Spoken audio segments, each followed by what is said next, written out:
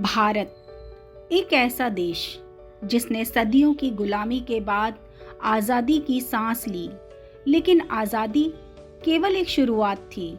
असल चुनौती थी एक नए भारत का निर्माण। आज विरासत द बायोग्राफी ऑफ लेजेंड्स में हम बात करेंगे इसी सपने को साकार करने वाले पंडित जवाहरलाल नेहरू के बारे में। पंडित जवाहरलाल नेहरू भारतीय इतिहास के उन महान नेताओं में से हैं जिनका नाम भारत की स्वतंत्रता, लोकतंत्र और आधुनिकता के साथ सदा जुड़ा रहेगा।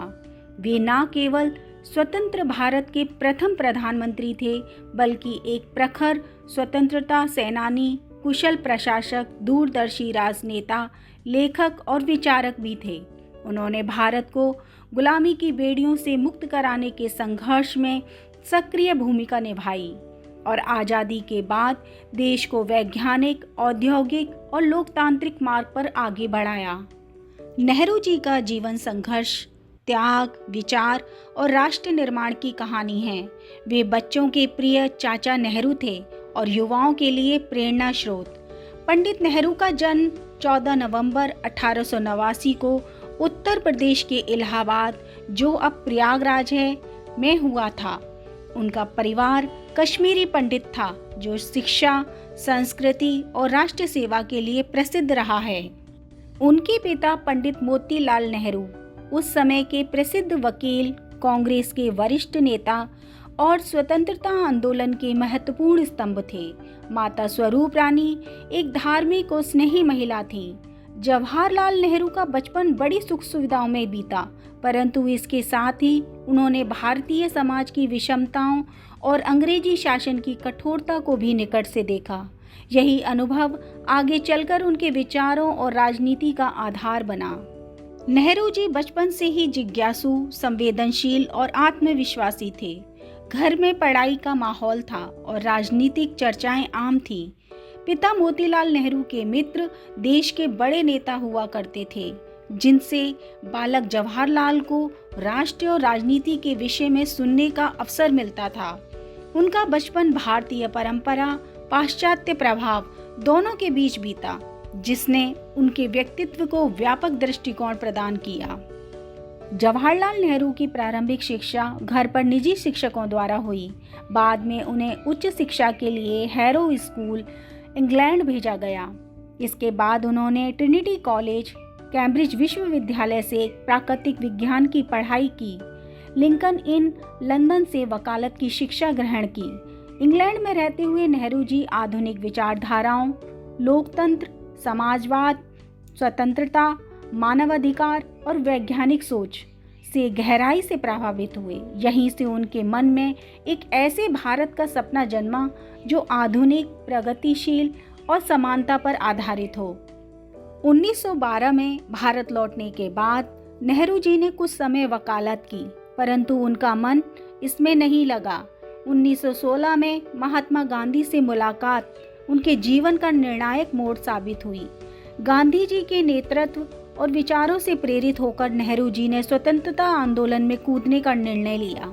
1920 में असहयोग आंदोलन, 1930 में सविनय अवज्ञा आंदोलन, 1942 में भारत छोड़ो आंदोलन। नेहरू जी कई बार जेल गए और कुल मिलाकर लगभग 9 वर्ष जेल में बिताए। जेल में रहते हुए उन्होंने अध्ययन और लेखन जारी रखा, जिससे उनकी वैचारिक गहराई और बढ़ी। नेहरू जी भारतीय राष्ट्रीय कांग्रेस के सबसे युवा और लोकप्रिय नेताओं में से एक थे। वे 1929 के लाहौर अधिवेशन के अध्यक्ष बने, जहां पूर्ण स्वराज्य की घोषणा की गई। युवाओं में उनकी लोकप्रियता का कारण उनका आधुनिक दृष्टिकोण, स्पष्ट विचार और जोशीला व्यक्तित्व था। वे भारत को एक प्रगतिशील राष्ट्र के रूप में देखना चाहते थे।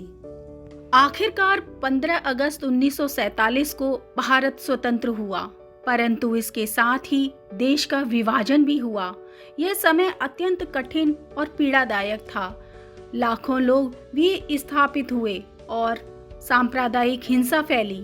नेहरू जी ने प्रधानमंत्री के रूप में देश को एकजुट रखने, शांति स्थापित करने और पुनः निर्माण का कठिन दायित्व संभाला। पंडित जवाहरलाल नेहरू ने 15 अगस्त 1947 को भारत के पहले प्रधानमंत्री के रूप में शपथ ली। उनका कार्यकाल लगभग 17 वर्षों का रहा।